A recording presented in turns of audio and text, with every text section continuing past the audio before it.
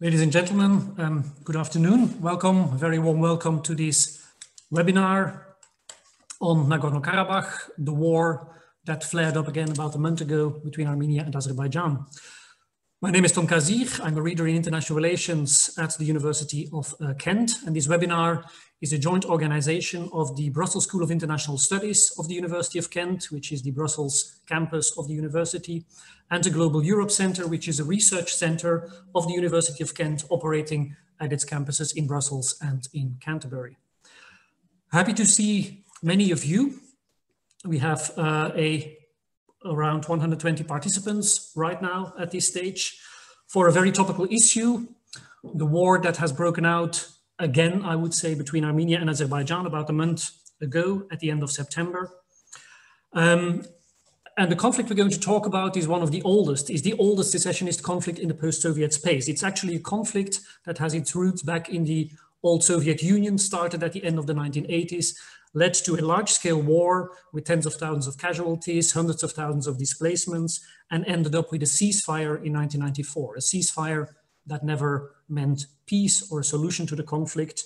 And since then, the conflict has been simmering. So when the war broke out now, this is maybe not totally unexpected. This is something that many analysts have predicted.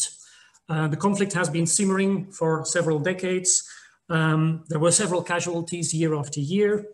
And we've also seen over the longer term a quite considerable increase in arms sales, in military spending in both Armenia and Azerbaijan. Yet, if the conflict breaks out now, many questions remain. Questions about why does it happen now? Why does it happen at this scale? Which objectives? Why this large-scale war with this big human toll? And in particular, what are the dangers? The dangers in this very unstable region of the Southern Caucasus with an extremely complex ethnic, religious composition with a very sensitive history as well. And equally important are the questions, what are the international ramifications of this conflict and what is the possibility of spillover? The conflict is happening close to great regional powers such as Russia, Turkey, and Iran. There is a role for the US and the EU to play as well. It questions possibly the traditional role of Russia as a mediator in the conflict between Armenia and Azerbaijan. We see quite an important role for Turkey in the conflict.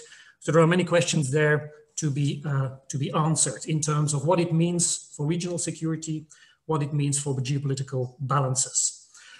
And I'll be moderating this event, which I'm co-organizing with my colleague Maria Melkse.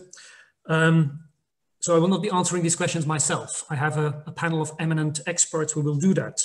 And we'll work in the following way during this webinar. I will start by introducing the speakers.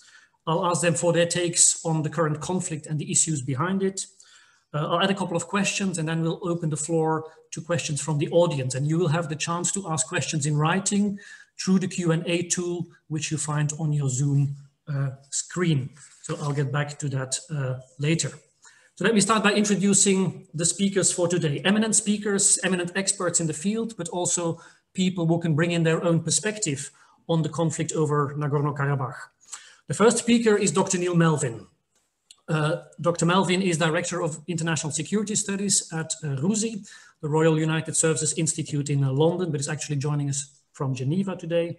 He was before at CIPRI, and a longer time ago, also a colleague at the Brussels School of International Studies. He has worked on international security dynamics in different regions of the world, recently quite a bit on the Horn of Africa, but I think this conflict brings him back to the region where his original love is to be situated, that is the Caucasus and the former Soviet space. So Neil will be able to add his perspective on the security implications and balances in the region.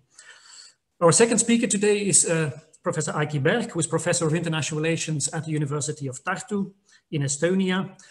He works in the field of critical geopolitics, territoriality, sovereignty, and contested states. He is also part of a research unit on de facto states and can add a very interesting perspective from his research on de facto states indeed.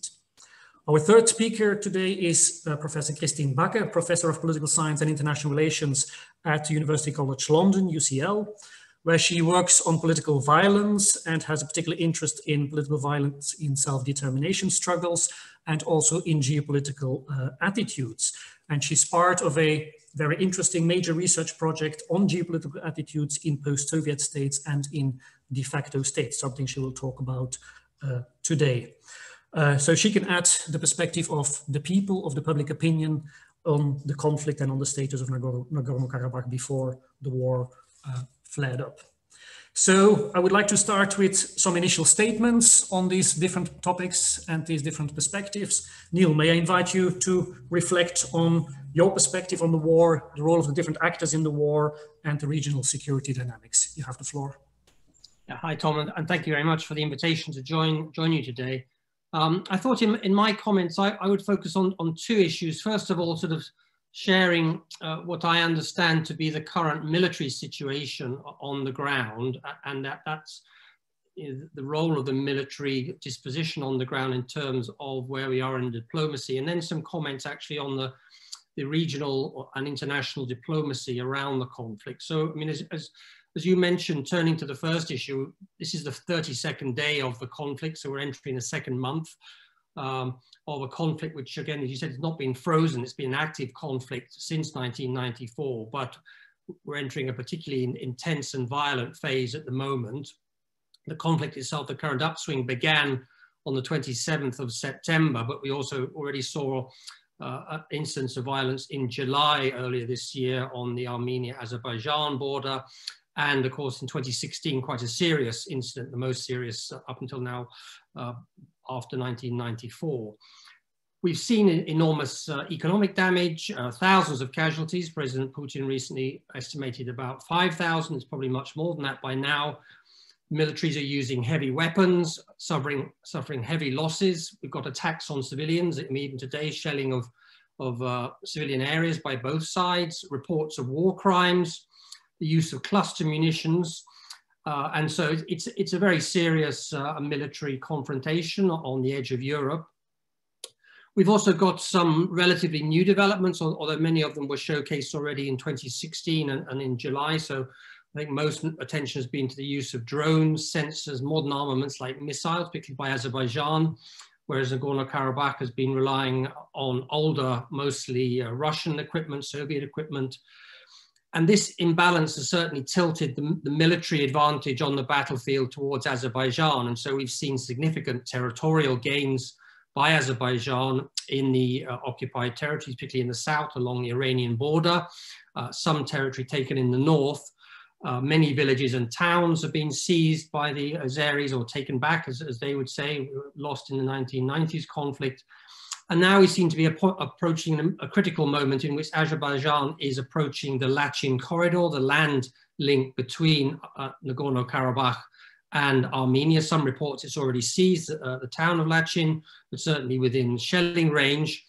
I think Azerbaijan has a key military set of choices ahead of it now. Will it seize Lachin itself or try to seize it and then mount a siege of Karabakh? Will it continue warfare into the winter season, which will be very tough? Will it try and seize symbolic territory actually within Nagorno-Karabakh proper? And the focus here is on the town of Shushi or Susha, which would have very big implications, I think, and symbolic ones. Reported shelling already on the town again today. So will Azerbaijan actually use its military force to try and achieve a final military victory, possibly even taking large part of Karabakh, or will it use its military power to actually move to a diplomacy phase now? So we have a meeting due tomorrow, actually in Geneva, of the foreign ministers of Armenia and Azerbaijan and the Minsk co-chairs. So, I mean, what do we see here? Well, I mean, I think in the diplomatic situation is extremely fluid. The framework, which has largely been the basis for negotiations since 2007, the Madrid Principles, many of those have been overturned by the current warfare. In particular, a key first phase, which was the phased return of 7 occupied regions. Azerbaijan has taken back a lot of that territory already, and so its IDPs can potentially return. The idea of a peaceful resolution of the final status of Karabakh, Again, one of the key principles of the Madrid process. A big doubt about that. I mean, it's hard to see that Azerbaijan will feel it doesn't have the advantage to push this issue now and really perhaps leverage its own military advantage here. And of course, the Karabakh Armenians will be even more afraid of the security implications of themselves of the current situation. The third element, the guaranteed corridor linking Nagorno-Karabakh to Armenia, the Lachin corridor, under threat apparently from Azeri forces, and a big question mark over this international security guarantee. And that, I think, is my last point here, is the enormous shift that's taken place in which Russia's previous ability to balance between Armenia and Azerbaijan and to work through the Minsk co-chairs as a way to dampen down violence, that has been overturned by a shift in Turkey's position, full-scale political support for Azerbaijan, also evidence of a growing security engagement and support for Azerbaijan, certainly with the sale of drones. Some questions whether the Turkish military personnel are actually either feeding intelligence into those drone operations or even operating them themselves. So weapon supplies, intelligence support, and a strong criticism of the whole international mechanism from President Erdogan of Turkey.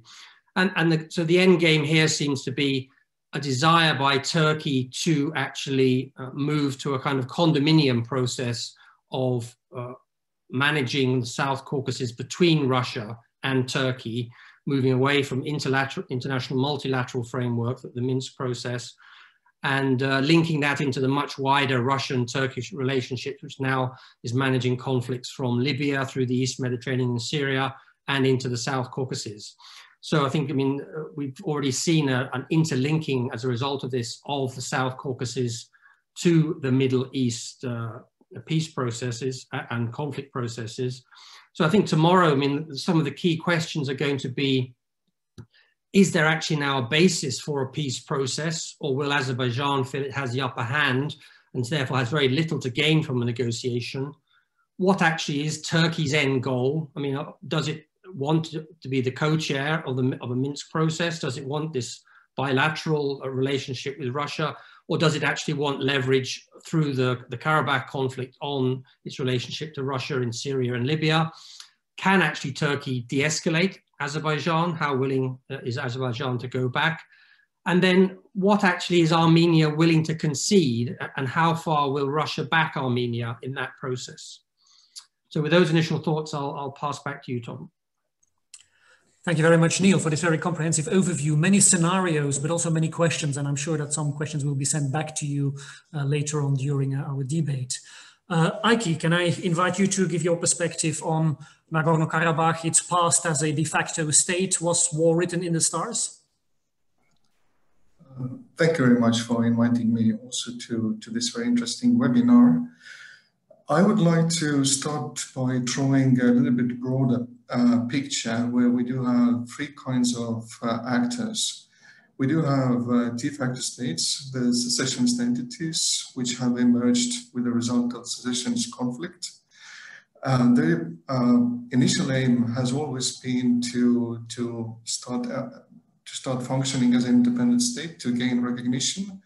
And also, or the other way could be also to unite with their patron state. So basically, the second type of actors are patron states. So the ones who actually provide most of the support to de facto states in order for them to survive in this generally hostile environment. And then we have parent states, the states where the secession actually took place. And now the question is, what would be actually the strategy of the parent state in order to get back to status quo ante, to the situation which preceded the secession?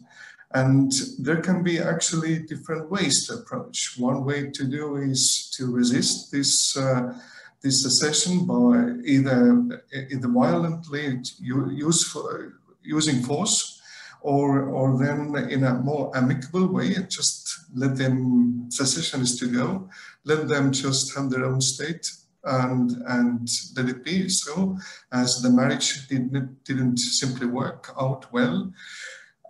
What we see here actually is something that happened in 1995 in Srpska Krajina, or in 1999 in Chechnya, or in 2007, 2009 in Sri Lanka, where the secessionist entity has been gone into the war type of activities. So basically, the parent state wants to use force to eradicate secessionists and to claim back the territory that they claim to have their own. So in this respect, it is interesting to see what would be the role of Armenia as a patron state for Nagorno-Karabakh Republic, which is a de facto state. And these relations, these patron-client relations, has been relatively ambiguous. For instance, whereas in other cases, especially in the post-Soviet space, we have been able to follow the pattern that the client is heavily reliant on patron state support, either military or economic support. Then this is also very much true with the case of Nagorno-Karabakh, but here an important distinction can be also spelled out. And the point is that Nagorno-Karabakh has also a certain leverage on Armenian politics. This has been especially visible in the past, before the 2018 revolution in Armenia, where the two Armenian presidents, Robert Kocharyan and Serge Sargsyan, they actually came from Karabakh. So they were Karabakh Armenians, and so it was their influence on Armenian politics and indirectly also linking the Karabakh question was so much visible, so that even these links were associated to so-called Karabakh clan. So nowadays the situation is slightly different. While Armenia has been governed by Pashinyan, entirely new person in Armenian politics.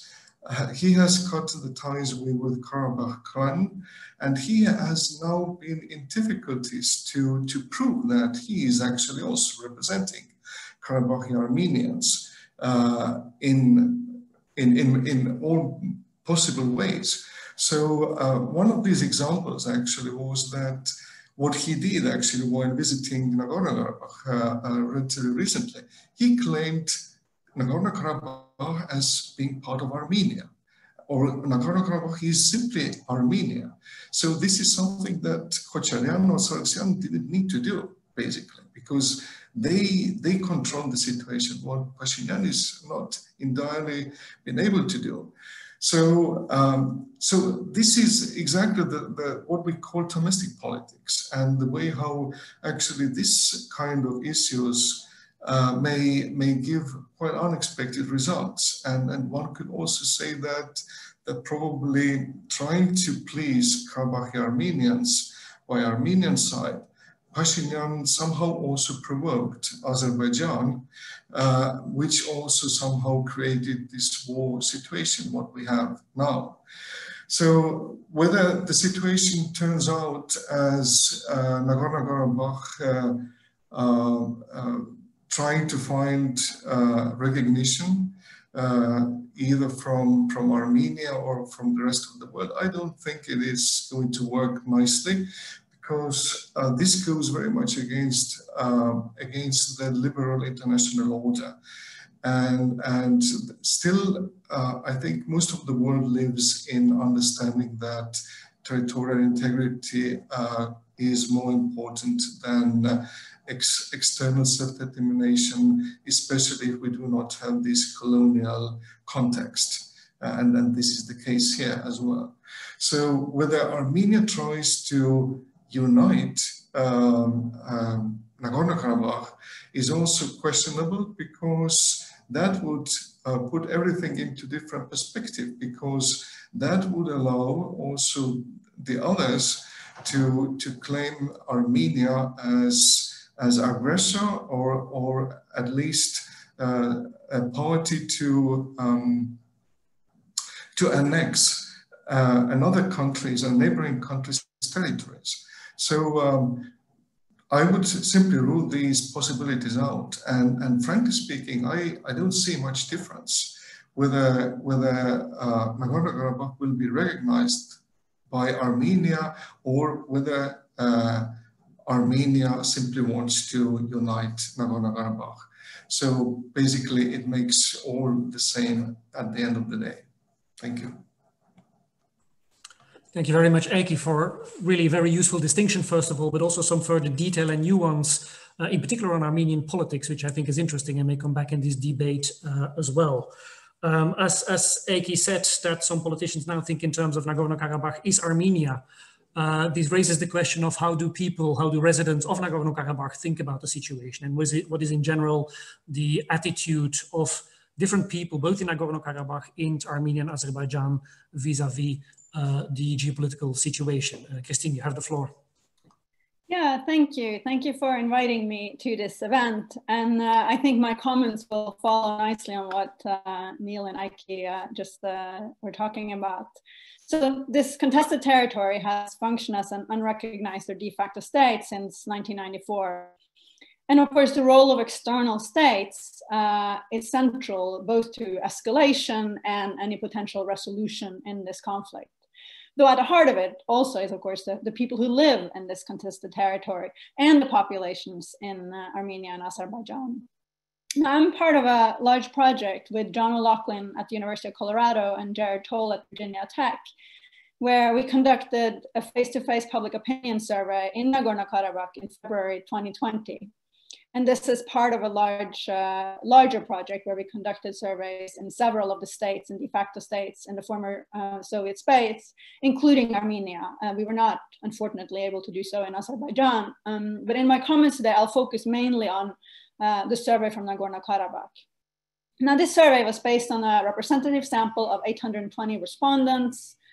And it was fielded for us by the Caucasus Resource Center. And we also conducted surveys in 2011 and 2013. So I'll occasionally draw in some of these historical or data from 2011, 2013 as well. So, what did the residents of Nagorno-Karabakh think about the political status of their territory and the world around them in February 2020? So let me now in my opening remarks talk about their views on territory and on this independence unification question that Eiki was talking about. Now, in terms of views on territory, so before 1991, Nagorno-Karabakh was an Armenian majority autonomous region within the Soviet Republic of Azerbaijan. And after the fighting and forced displacement in the war in the 1990s, Armenian and Karabakh forces captured not only this autonomous region, but also territories beyond it, which they had not initially claimed. And locally, these territories have come to be seen as an integral part of the de facto state of the Republic of Nagorno-Karabakh. Now, echoing findings from our earlier surveys in 2011 and 2013, the February 2020 survey showed enduringly expansive territorial attitudes among Karabakh residents. So only 18% saw the territory of the Soviet-era autonomous region and the Republic of Nagorno-Karabakh as the same. And the vast majority of residents thought that all places in this region that have historic Armenian churches and settlements are part of Nagorno-Karabakh. So this is also something we see echoed if you see maps that are circulating online about what is the territory of Nagorno-Karabakh. For example, maps where a number of Armenian churches in this extended territory are marked, gravestones with Armenian names, cultural sites. And we know from conflict research that when territory has symbolic value, it becomes what Monica Toft calls indivisible. And it's harder for any kind of conflict resolution when territory has this symbolic value. But I mean, I think important here is to point out that, you know, not only do residents of Nagorno-Karabakh not want the de facto republic to be part of Azerbaijan, but there is also disagreement here between the sides about, you know, where are the boundaries of this territory. And then the second, you know, question I'd like to say something about in these opening remarks is this question of unity with Armenia or independence. And Armenia's leaders have always provided military protection to Nagorno-Karabakh, but until 2019, they had made no explicit call for unification of Karabakh and Armenia until this statement by the Prime Minister that Eike was describing for us. Now, as in many self-determination struggles, among people in Nagorno-Karabakh, there are also divergent views about what political outcome people there want. And our surveys reveal enduring splits or divides among the Karabakh Armenians as to whether they want independence or unification with Armenia. So in 2011, 41% of those we interviewed wanted unity with Armenia and 51% favored independence. 2 years later, in 2013, 52% were in favor of unity with Armenia, while 38% were for independence. Now in February 2020, so after this statement by the Prime Minister that Nagorno-Karabakh is Armenia, we found that 33% supported this call for unification, while 55% did not support this call. So again, while there's near unanimous agreement that Nagorno-Karabakh should not return to Azerbaijan, people there hold diverging views about what the alternatives are.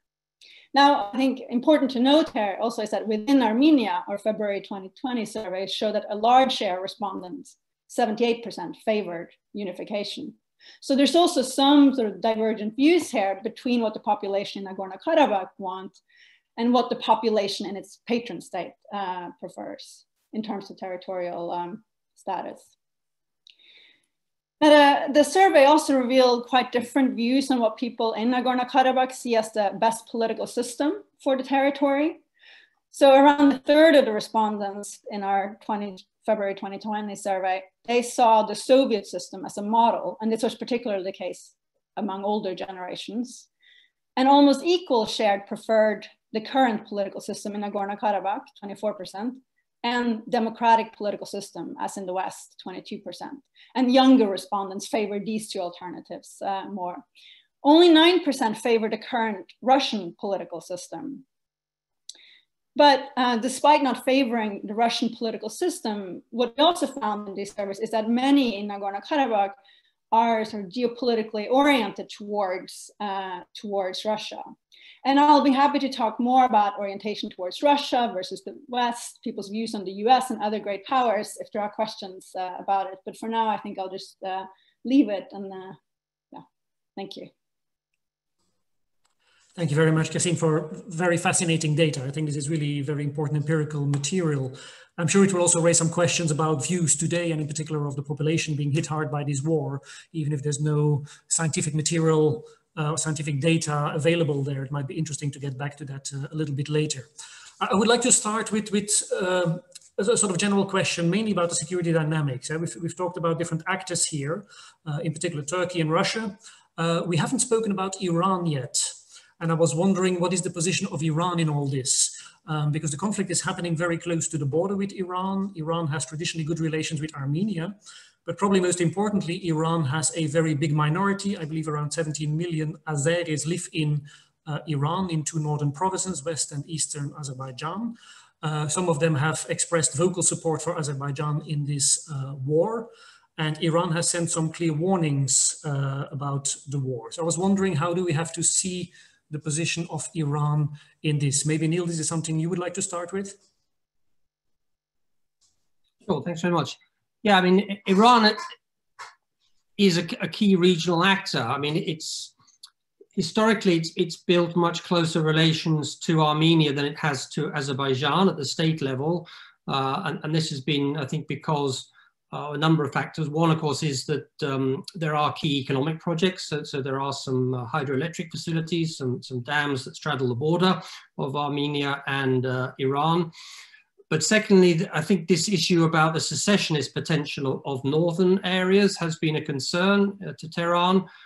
And we have seen a close relationship develop between Azerbaijan and Israel, which has been very much about weapons sales. And we've seen that the Israeli weapons, particularly these so-called suicide drones, but other equipment too, has been one of the significant factors in Azerbaijan's success.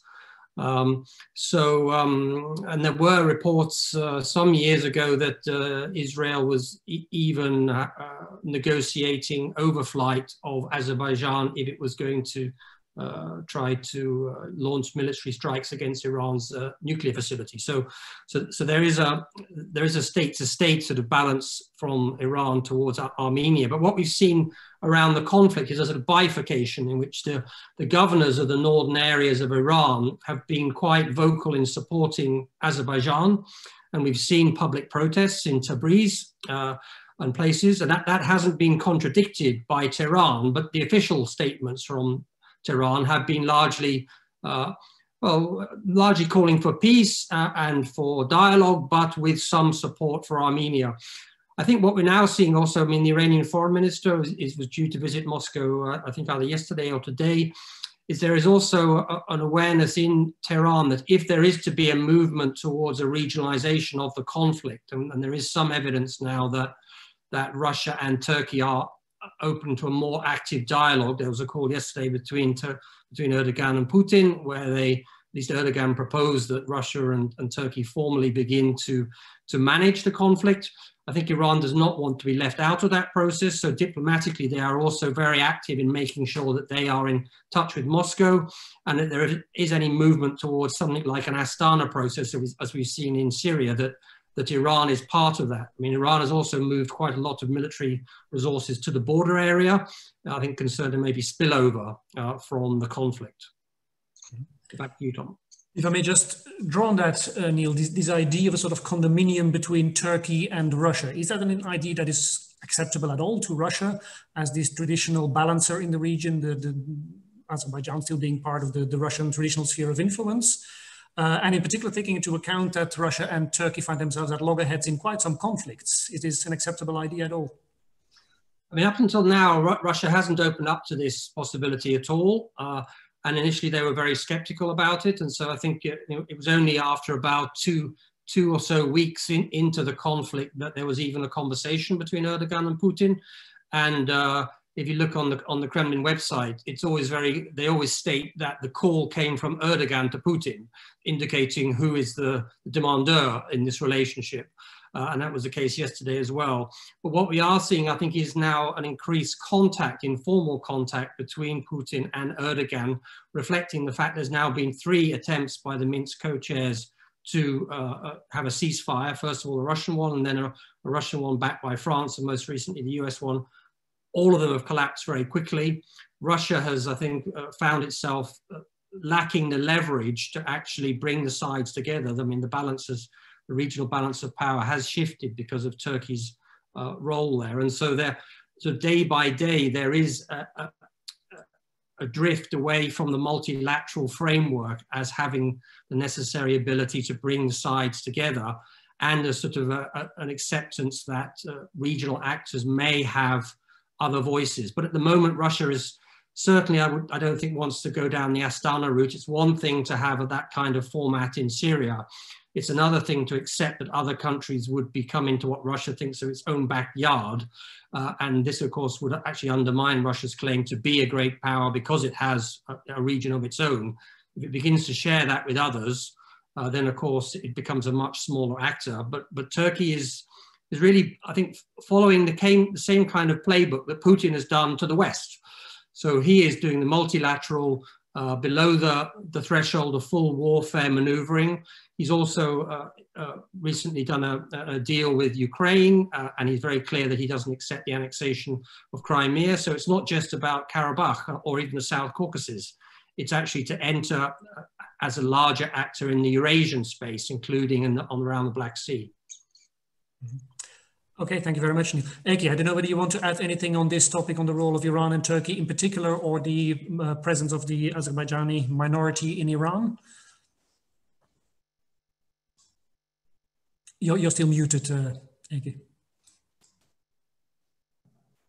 Okay, I think Neil already covered most of the things. I can't recall exactly whether you mentioned the fact that one of the issues where Iran is really sensitive towards supporting Azerbaijan is Azerbaijani close relations with Israel.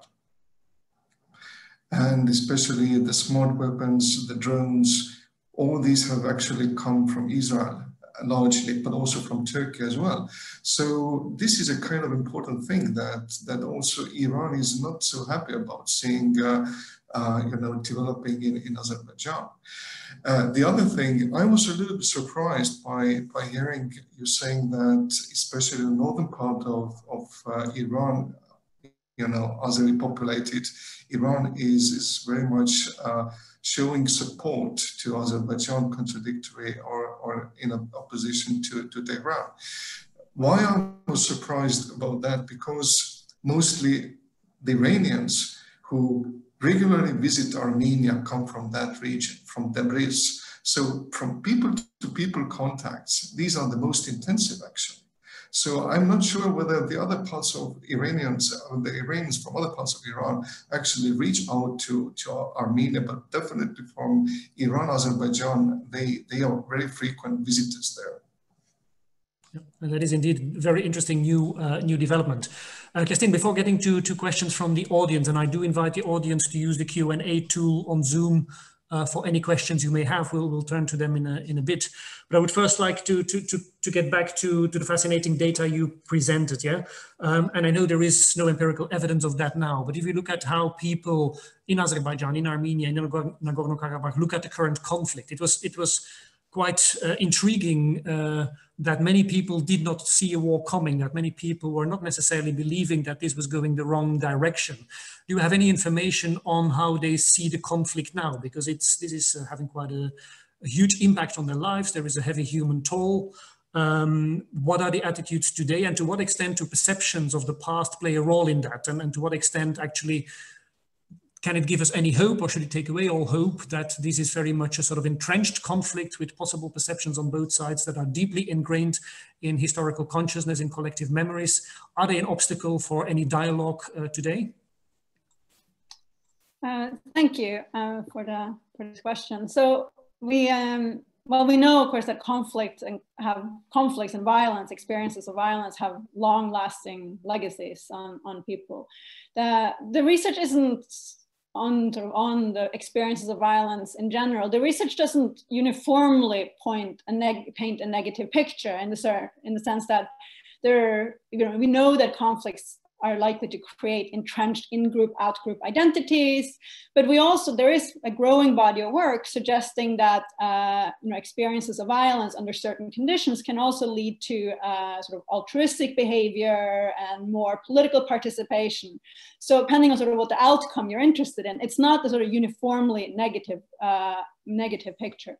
Now, in terms of this particular setting, so what we found so in our February 2020 survey in Nagorno-Karabakh, we asked people, if they have experienced violence, and at that point, 44% of the respondents in Karabakh said that they or their family members had been a victim of warfare or violence resulting in injury or death, and that obviously is, going to be much higher now. And when we asked them an open-ended question about, what are the most important challenges facing Nagorno-Karabakh today? And as in many societies, they would list economic problems first, but high up there were, a lack of peace and unresolved territorial conflict as main problems. And obviously that will be, intensified now. People want peace because they're identifying the lack of peace as a problem, but years of unresolved conflicts have also fostered sort of attitudes of attitudes that may be sort of difficult for compromise on either side in this struggle. And there's research, pointing that this has, of course, not been helped by propaganda on either side in the conflict, painting the other side as the enemy. So our previous surveys show that the population in Nagorno-Karabakh, they were worried about renewed fighting. I think the survey from 2013 at that point, showed that more than 60% of the people were worried about renewed fighting then. So this is a society that for years and ever since the war in the 1990s, where people have lived under this fear of being concerned and worried about new violence. In our past surveys, we also questions about being willing to forgive the perpetrators of violence. We didn't ask that this time, but the past surveys show that relatively high numbers of people were unwilling to forgive perpetrators of violence. And we also found, both in the past and now, very high levels of interpersonal distrust among people. So you have worries about war and a lack of sort of trust among people in general. So, and none of this, of course, is likely to have become better by the current fighting. Thank you. Let's turn to questions from the audience. And we got a question from Robert English, in particular to Eiki. Eiki, you said that the goal of the parent state is to eradicate the secessionists and retake the territory. The question is whether you meant that literally, or whether this is rather than eradicating, whether it's a matter of defeating the secessionists or possibly expelling them. So how about this distinction? What do you think about the real objectives of Azerbaijan in this conflict? What I meant is actually to eradicate the secessionist entity as a de facto state. And what is the aim of Azerbaijan is obviously to get back the lost territories.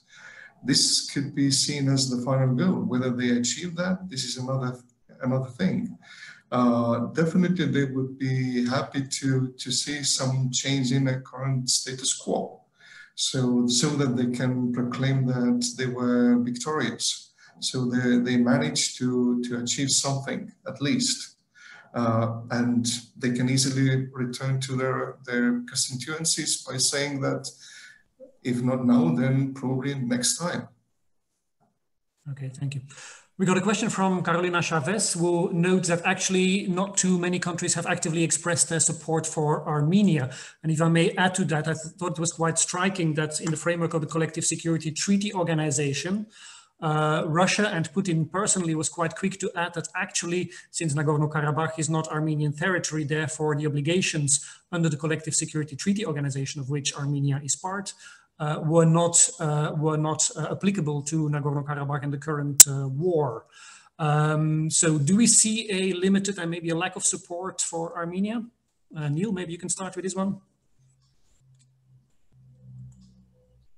Yeah, I mean, as you say, Russia's position has been built on balancing in the region, and it's been very careful to do that. And so all these conflicts, of course, put that position under pressure, and President Putin chose his words very carefully when he said that the security guarantee for Armenia only extends as far as the border. It doesn't include Karabakh.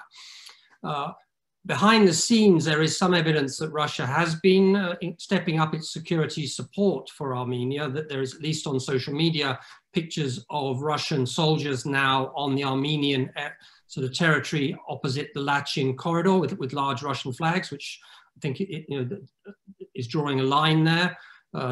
There's been some evidence that Russia has been involved in the destruction of Azeri drones operating around the Russian military base in Armenia. And President Aliyev, in an interview on 19th of October, he accused people in Russia, which he said was illegal sort of black market activity, because I don't think he wanted to accuse the state of actually resupplying Armenia with weapons. And just recently, he's also been open in saying that the military in the Russian military in Armenia has been supplying Armenian forces with weaponry directly. So, I mean, they haven't come out in a direct support there. There is, of course, popular support in Russia, I would say, for Armenia. There's been a long historical relationship in which Armenia has often looked to Russia, Imperial Russia, as its protector. and there's a very large Armenian diaspora community there. And there has been diaspora support around the world, you know, from some parts of California, parts of France, and so on. But of course, it's what we've seen is often there's been more support for Azerbaijan openly. I mean, Turkey certainly. Pakistan has come out very strongly. Again, it's an arms supplier now to Azerbaijan. Israel, I think, has not taken exactly an impartial view of this. So I think that Armenia must now feel itself very vulnerable. I mean, that there's not much support. The position in Karabakh was always, we don't really have anyone to protect us, that's why we have our army. Now that army has been shown wanting in quite serious ways. I mean, that's why I say I think the military situation is now crucial as to what is going to happen diplomatically and politically. And even to this issue that Eike mentioned, is that we may in fact have a situation in which Karabakh is depopulated from Armenians, either because people flee, and a lot of them have already left. I mean, they're in Armenia, many of the families have left, or if parts of Karabakh are overrun, there may well be ethnic cleansing. I mean, it's quite likely. People aren't going to want to stay, I think, under those circumstances. So de facto, we may get a territorial unmixing of peoples happening on the ground as a result of this, in which many of these other issues are going to be less, you know, pertinent than they have been in terms of the negotiations. And that, I think, is the question now for Azerbaijan. If it takes that route, it could well find itself taking responsibility for, well, at minimum, a humanitarian disaster and possibly something much worse. So I mean, this is, I think, where the international community does need to come in now and start to try and assert itself to avoid what could be, you know, a terrible outcome to this conflict if it does proceed as it has been in the last couple of weeks. Mm-hmm. Thank you, Christina. So you note when Neil was mentioning the possibility of depopulation. Is there anything you would like to add on this point? Not in particular. I was just agreeing. I think Neil put it all very well. Okay, excellent. And I see the question also came up in the questions and answers tool that some people are wondering about the objectives of Azerbaijan. I think we covered that largely. Other questions that come back frequently are questions about other international actors. And one is, for example, the European Union. What can its role be? Armenia and Azerbaijan are part of the Eastern Partnership, though Azerbaijan has been clearly a more unwilling partner than Armenia. But also questions have been asked by several people, by Laura Skillen, also by Ashok Mutat. There was a question about the role that China may play. Through its Belt and Road Initiative, for example, through funding initiatives, has China any role to play in this? And then most importantly, what is the role of the European Union? Neil, shall we start with you on that one as well? Sure. I mean, I think China's role is pretty marginal, and I have to say I don't think they really want to get involved. I mean, they have been started to supply Armenia with weapons in recent years, and they've been stepping up their diplomatic engagement. As you say, there's a Belt and Road Initiative. So, I mean, I think China has a broad interest in regional stability and security, and certainly won't welcome that. On the other hand, I don't think, particularly given Russia's prominence in that region, that China would want to take on any kind of diplomatic role or be seen to be trying to displace Russia in the region. I mean, equally, I would say that I think the EU's role is pretty marginal in this. I mean, obviously, France as a leading EU member state is a co-chair, and we have other EU members of the Minsk group, not least Sweden.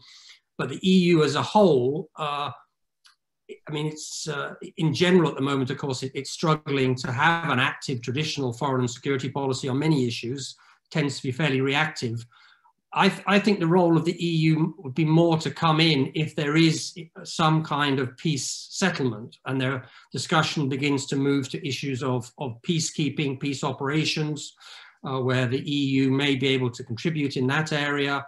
And of course, if it comes to issues around rebuilding and trying to put the communities back together again. But I think it would be at that level that the EU is likely to have its biggest impact. I mean, there hasn't been a substantial EU diplomatic effort around this. I think they've obviously tended to rely on the Minsk process. When the Minsk process is not working as it seems to be at the moment, of course, the EU is largely on the margins. Okay, thank you very much. There's a question that also that deals with religion, the role of religion, and maybe we could broaden it up a little bit. It's a question by Thomas Daffern. What is the role of religion in this conflict? And I think, Christine, your research on the attitudes of people there may be important. And the question is not just about religion there as a potential driver in the conflict, but it's very much about perception and also about how religion could be abused by conflicting parties. And in particular, if we hear about the support that has been expressed by different countries, to what extent does religion play a role? But Thomas is also adding to that, to what extent are there any formal attempts to get religious experts in mediation to help bring people together through diplomatic channels or other channels? Christine, you want to start with that? Yeah, can I just follow up on what Neil said earlier, perhaps first, and then try to get to this religion question. So just let me follow up on what Neil said. We just report some of what we found about what people in Karabakh think about other actors, and we asked several questions about this. So one question, we asked about which leading power has the greatest status. More than half said Russia, then 25% said the US. Only 6-7% said the EU, and then 7-8% said China among the population in Nagorno-Karabakh in February 2020. We asked, questions about trust in Putin, and the trust in Putin is very, very high. We asked about trust in Trump, which is more than 60% opted for no trust at all when it came to President Trump. And then, part of this project, or key to this project in general, is to try to assess people's sort of geopolitical orientation. And we have this question, or two questions actually, where we ask people on a sort of 0 till 10 point scale, where would you place your country, or in this case, de facto republic, 0 being the West and 10 being Russia. And in Karabakh, people, the majority of respondents, are from 5 and 10, so towards Russia. And we ask a similar question: where do you think your country, or in this case de facto republic, should be? And also there we see that the aspiration is towards Russia there. So that's just to sort of give this bottom-up perspective to add to what Neil was saying. In terms of the religion question, I don't know that I have so much to say other than what I was pointing to earlier in terms of religion plays an important role in how territory matters and what parts of the territory matters, in the sense that 92% of the population said that, well, Nagorno-Karabakh is the territory where you have historic churches there. So it matters to how people feel attached to territory. Okay, thank you very much. Eike, do you want to come in on any of these points made? Yes, thanks a lot.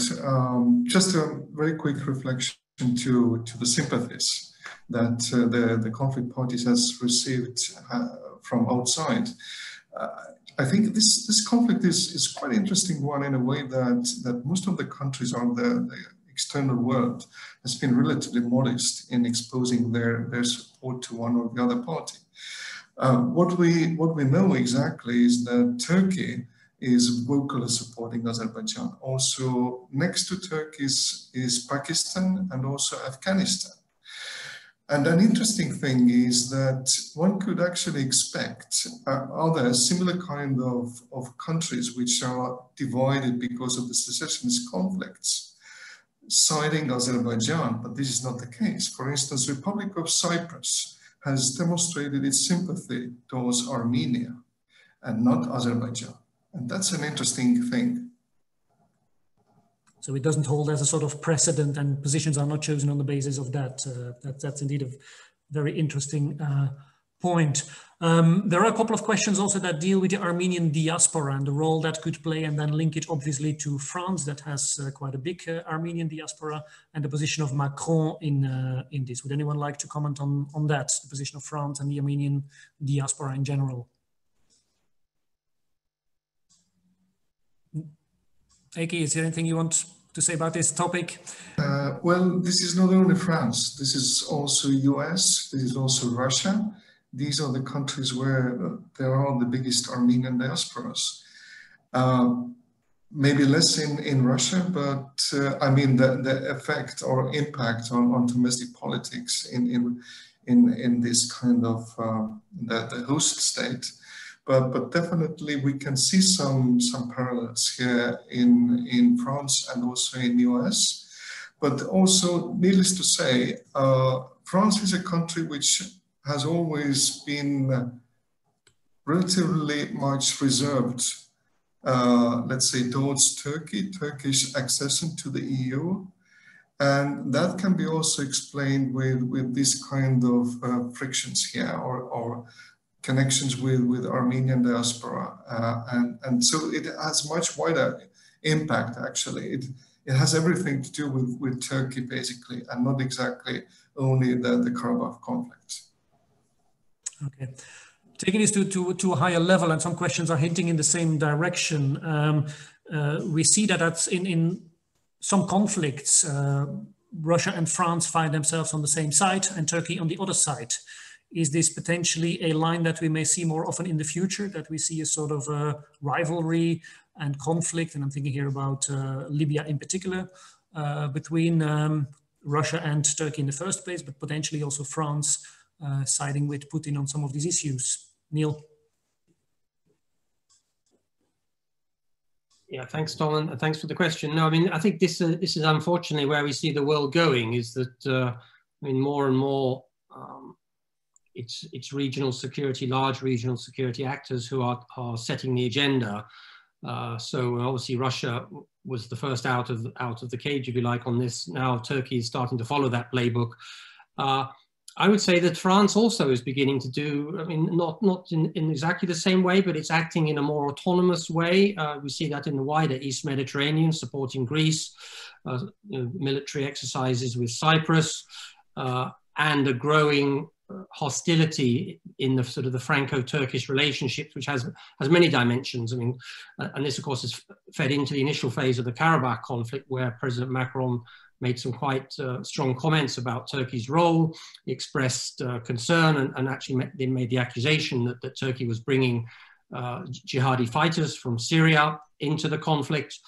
And then I think that, I mean, part of the French diplomacy in the Minsk group has been to kind of row back and try to re-establish itself as a neutral actor. But there are many points of tension in the Turkish relationship, and we've seen that even today with President Erdogan threatening to take France to court over some cartoons, apparently in the French press, and the whole issue of Islam and the terrible murder of a teacher in France recently. So I think this is operating on many levels, and this, I think, this makes solving also the Karabakh conflict much more complicated, because it's no longer simply about the conflict itself.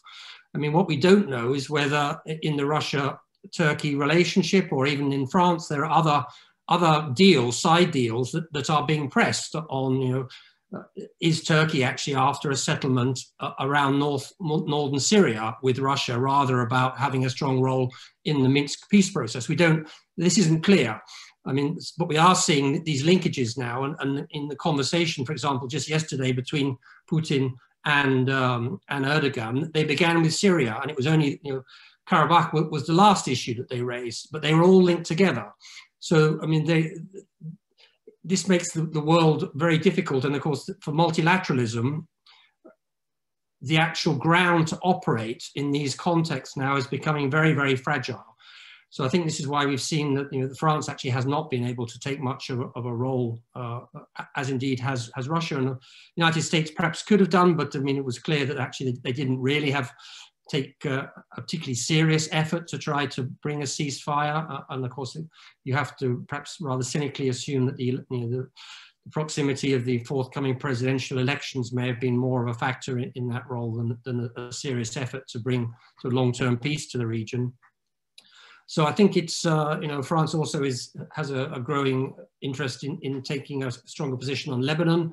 Again, you know, Russia and Turkey are key actors around that, Israel as well. So it's more and more this sort of relationship, and that's why I mean my comments about the EU. I think the EU in particular is struggling as a multilateral organization, because, you know, half of the EU wants to sanction Turkey and the other half wants to sanction Russia. So I mean, it's very difficult to get them all on the same page. Okay, thank you very much for that, Neil. we also get quite some questions on human rights. And of course, there are several questions that deal with allegations of war crimes in both directions right now, which may be difficult questions to answer sometimes in the sense that we are not necessarily in the position of being fact checkers and check whatever has happened. There are also some questions regarding the use of drones in particular, but there's also a group of questions that deals in particular with human rights violations in the past and how they play a role today. And then in particular, the Azeri perception of massive violations against Azeris at the time of the war in the early 90s, leading to massive displacements and casualties and so on. To what extent does this play a role in the current conflict, and how do you see the role of human rights in the current escalation? I don't know, Christine or Eike, whether you want to go, one of you wants to go first on that. Eike, please go ahead. All right.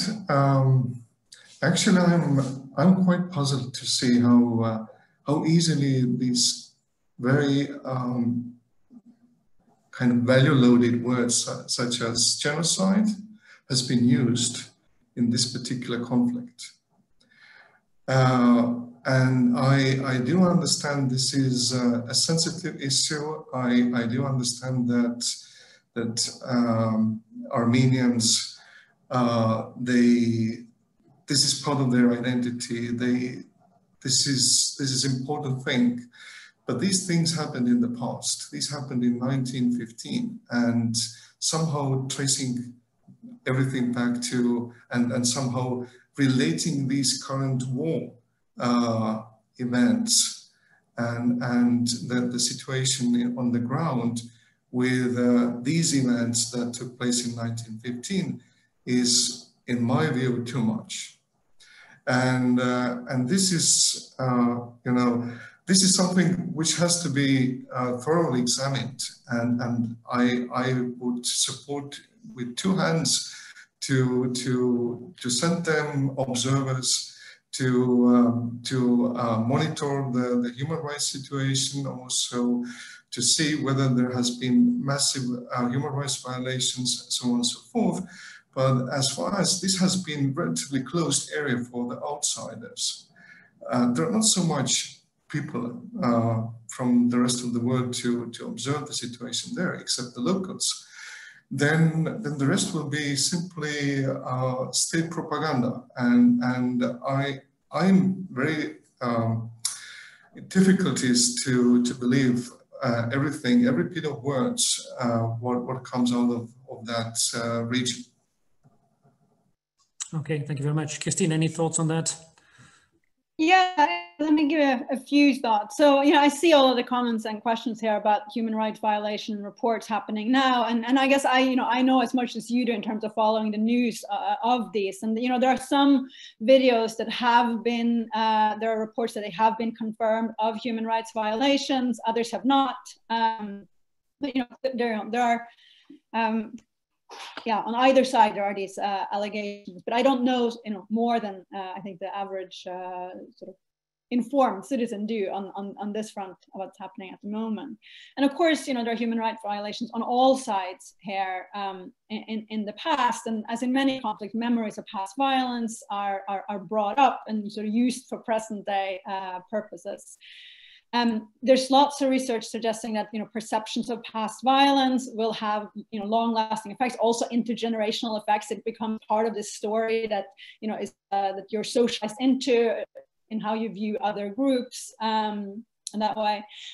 What we're doing in this project, and I haven't done this on the Nagorno-Karabakh data that we have yet, but we've done it on our data from Ukraine, is that it may, we often think that violence in the past or there's much research suggesting that perceptions of violence in the past have legacies on people's attitudes to other groups today, people's attitude towards politics today, people's sense of identity today.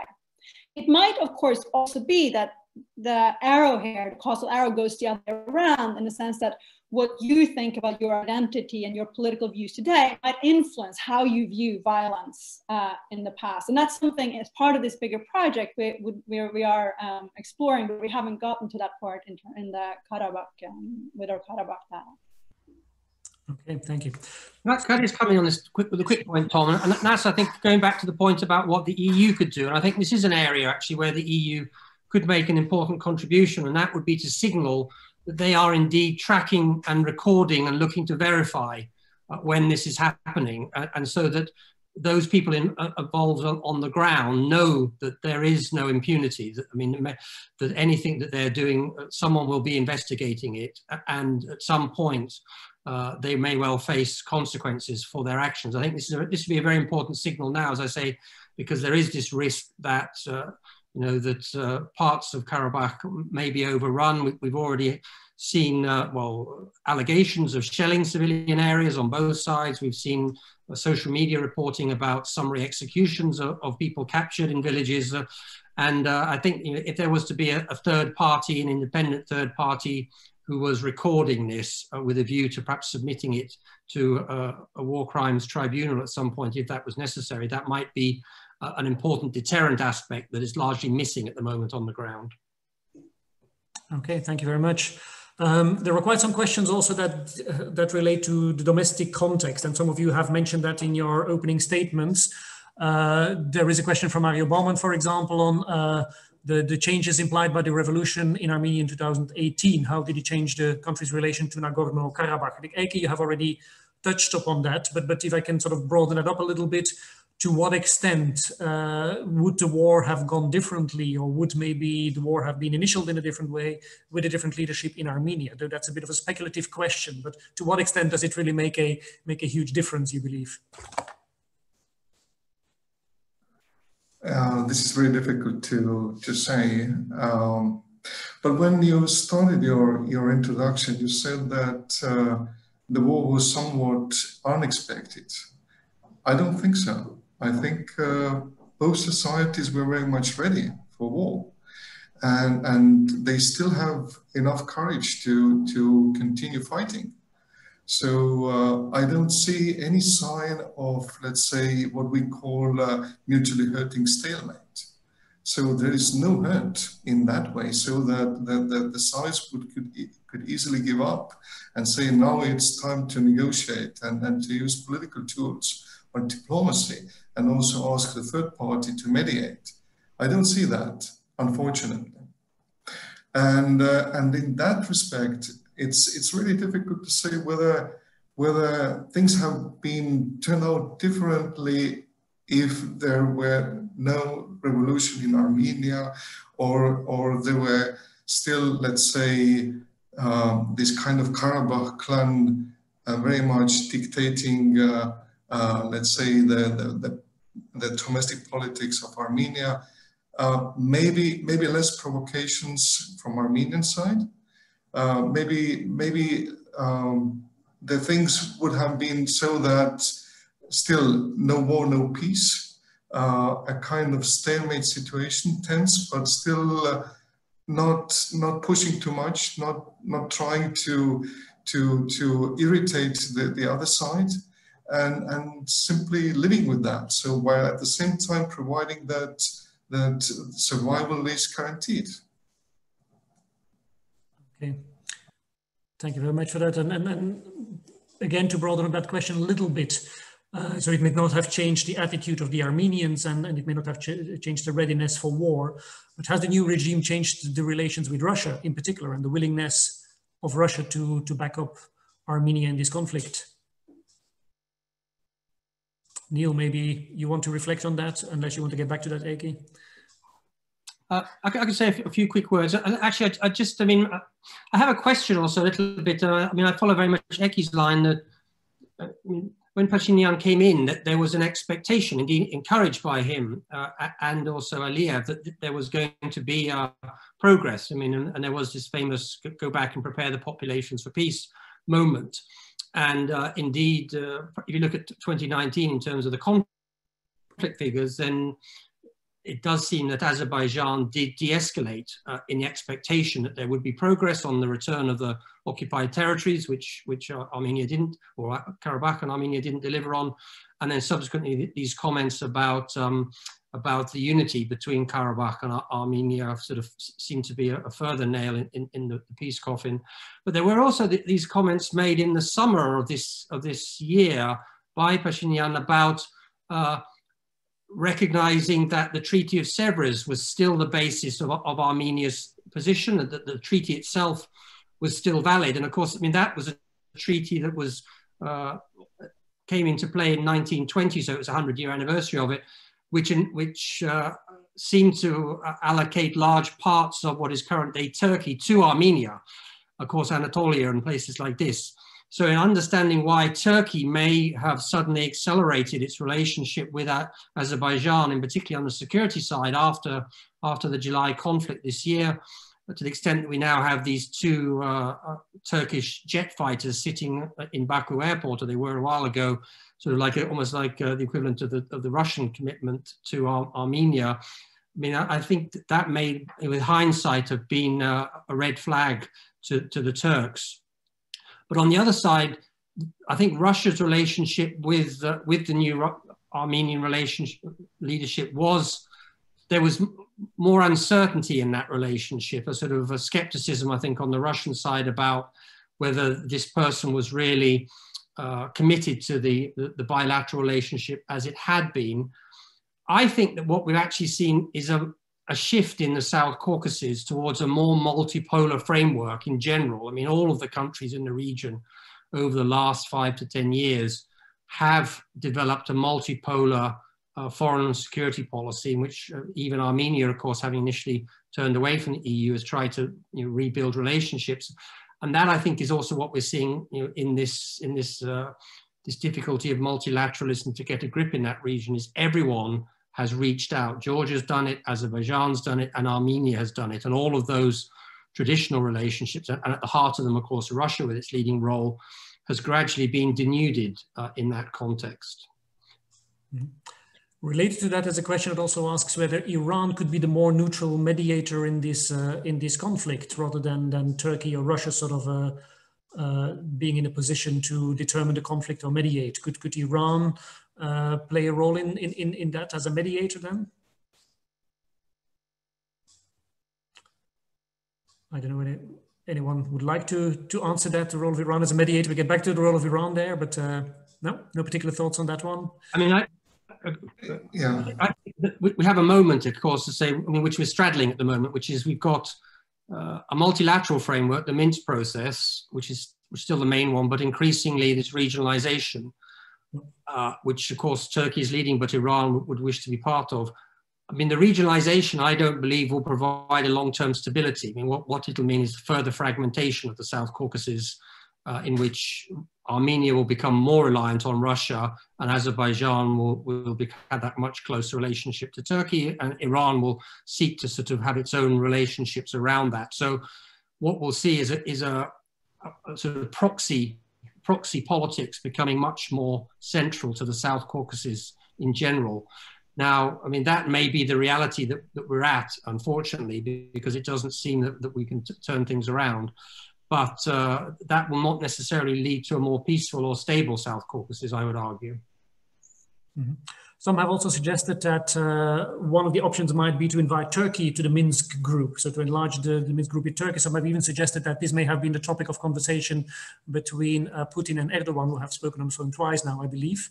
Is there any chance this will happen?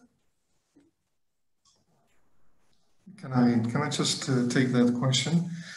As Neil already made a reference to historical treaties from 1920, then if I were a historian, I would also draw a parallel. Unfortunately, I'm not a historian, but still one should somehow link it or trace it back to 1920, when suddenly Turkey and Soviet Union became very good friends. So Lenin and Atatürk get along very well, and they managed to solve many territorial issues, territorial disputes. So if one wants, again, draw some parallels, then, and also put something from the perspective of Turkey, then probably, and also Russia, then who says that the final goal would not be to end up in a situation where exactly Russia and Turkey will be behind the tables, and that would create a completely new format. So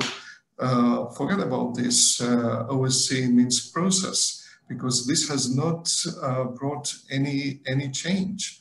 So this has been relatively useless. 30 years have passed, and no results. So, and after all, Turkey has become even more important player than it was, let's say, 10 years ago or so. So that is definitely a kind of new development. So one could easily say this is kind of anti-liberal world or international world order, this kind of construct that could easily take place and somehow replace the existing format. Mm-hmm. This is the second time, I believe, Ege, that you refer to the liberal international order, but the question is, of course, is that liberal international order strong enough in any possible way to do anything about this conflict, which is very much a regional conflict with regional dynamic, deeply entrenched perceptions, and in particular then given the position of the United States and its retreat out of the Middle East and sort of neighboring area, if you wish. So to what extent can we still imagine this to play a role? Well, there are very important cracks, as we already have noticed in this international liberal order. For instance, when we see the American positions towards the issue of West Bank or Golan Heights, that is already a reflection that something has changed. During the Trump administration, it was quite common to talk about the land swap idea between Kosovo and Serbia. This does not belong to the liberal international order. So this is something that is part of the 19th century concept of Europe and not the current world order. So we can easily see that there are many things changing and that we are somehow slipping back to the history or to the time when there is might that decides and not right. Okay. Christine or Neil, if you want to come in over these points, please feel free. There are quite some questions because the audience will notice I'm struggling a bit to keep track of the many questions that we get, and I can, of course, unfortunately not ask all of them, and some of them are comments also rather than questions. But quite some questions have to do also with the role of new ammunition, the use of drones, the use of mercenaries, disinformation campaigns, all as sort of new forms of warfare. And then in particular, the question whether new technologies of armament, the question from Thomas Chevalier, like suicide drones and different kinds of smart munitions, to what extent can we say that Nagorno-Karabakh, the current war, is a sort of laboratory to experiment with these sort of new technologies, preventing restraints in the use of force? Neil. Yeah, I can make some comments there. I mean, there's been lots of debate around this, I would say, and of course, many militaries are looking at what the lessons are. There's no doubt that drones and highly accurate missiles have made a big difference. But of course, what we've also understood is that the Armenian side has been using rather old and not necessarily the best quality Soviet or Russian equipment and not using it in a very effective way. So, I mean, what we've seen is that the Azeris have been doing a lot of damage to the Armenian forces, but they've also been doing it in a way that might just be the first phase of this conflict. So, I mean, just to qualify some of my earlier comments, I think there was a question from someone about how do things look on the ground. So, I mean, Azerbaijan clearly has made major territorial advances and is now, as I say, threatening Lachin Corridor and possibly even entering Karabakh. But these have been on relatively easy terrain. It's largely open terrain, and the Armenian position has always been to dig into the mountains and to defend those. And of course, if Azerbaijan does go into Karabakh itself in the mountains, it's going to be much harder fighting.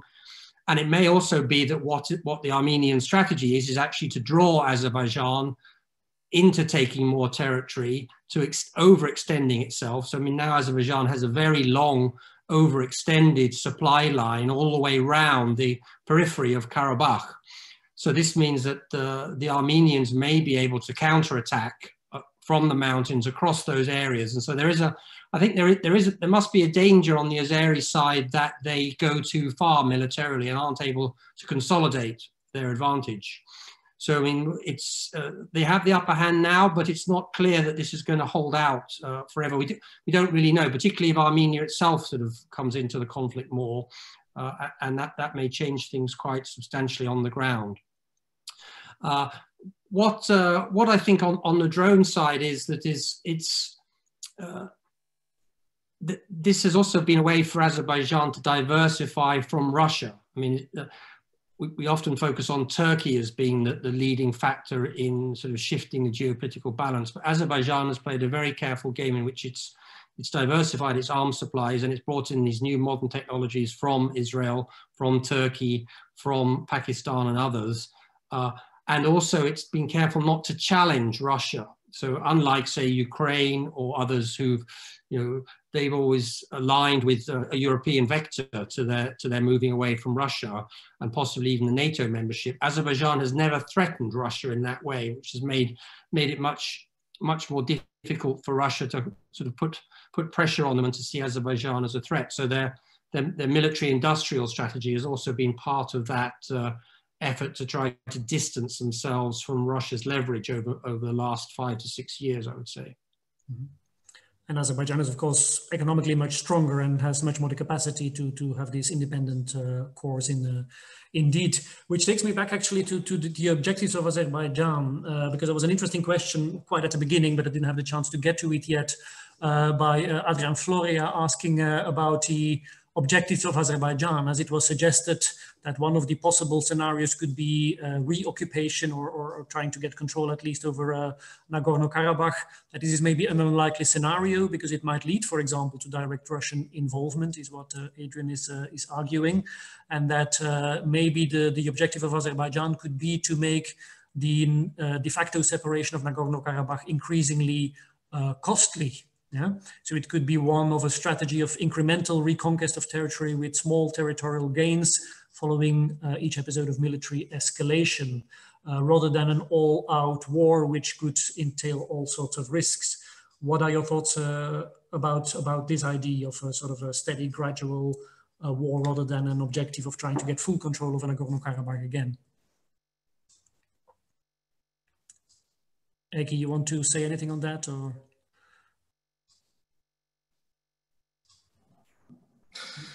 Well, it seems to me that first of all, as long as the conflict itself stays localized, so it will not escalate, it will not expand to the territory of Republic of Armenia, then Russia will not get involved. So this is my clear understanding. Then secondly, as I already mentioned before, it seems to me that everything that enables President Aliyev to turn to his electorate, his constituency, to say that we were victorious, we won some territories back, is already something for him. And he might not define exactly what is the size of territory, what he wants to get back. So this is what I think. Mm-hmm. Christine, you wanted to comment on that as well? No, I think Adrian's analysis is a good one, and as Eki points out, like either I mean, even short of a full conquest, Azerbaijani authorities are going to be able to come back to their domestic audience and claim some form of victory. So domestic politics is key here. Mm-hmm. Okay. There are more questions on different actors that we have not talked about. Unfortunately, we cannot talk about all of them. The UK, for example, we have not mentioned the United Nations, and it is quite interesting indeed that nobody sees probably a big role for the United Nations in this process. But maybe I would like to just to end with a small round of the three panelists to get your views on your hopes for dialogue. Do you think that we are in a situation, even if we have to speculate on what are the final objectives and what are the positions and the strategic objectives of the different external powers involved, what are your hopes for dialogue of any kind? Or do you expect a further escalation of this conflict altogether? Neil, I'll start with you, and then Eki, then Christine. Yeah, I mean, of course, I mean, there is a hope for dialogue. As I say, I mean, there are hopes for the Geneva meeting tomorrow. I mean, the difficulty is that I still don't really see now what the basis of the dialogue is going to be, because, I mean, the one side wants a ceasefire and really, I think, a return to the status quo. And this is why there's talk about ceasefire monitors and peacekeepers. But for Azerbaijan, they feel that that will just freeze the situation as it was, which is what they feel is their territory will then be under foreign control. They won't be able to make any progress, and that for them is the history of the last 30 years.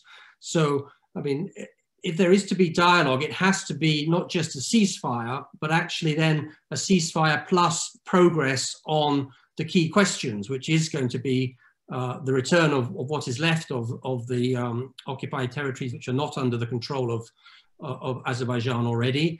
The question of the status of Karabakh, but as I said in my opening comments, this now is extremely difficult to understand what that's going to look like, because the idea, of course, is that there will be a status question and possibly even a referendum.